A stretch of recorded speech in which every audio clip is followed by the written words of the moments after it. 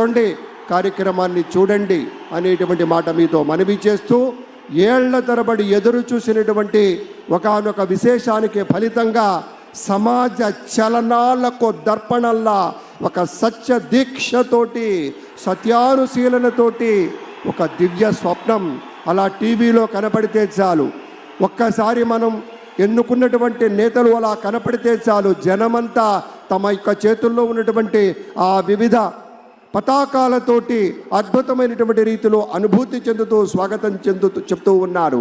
ఇక్కడ ఉన్నది మైత్రీ బంధం.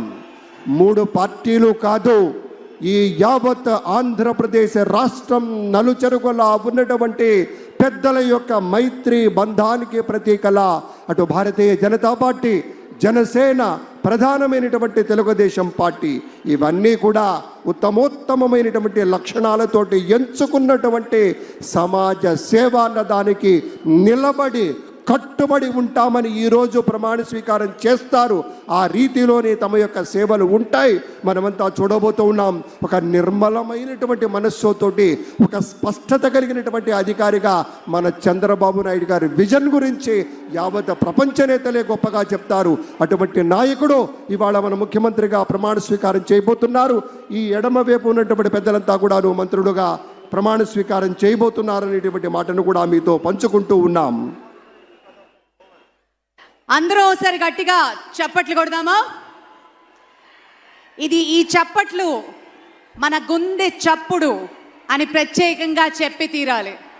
ప్రత్యక్షంగా వీక్షిస్తున్న వారు, పరోక్షంగా ప్రపంచ వ్యాప్తంగా ఈ కార్యక్రమాన్ని వీక్షిస్తున్న ప్రతి తెలుగు వారికి మన గుండె చప్పుడు వినే విధంగా, వినిపించే విధంగా కొడదాం.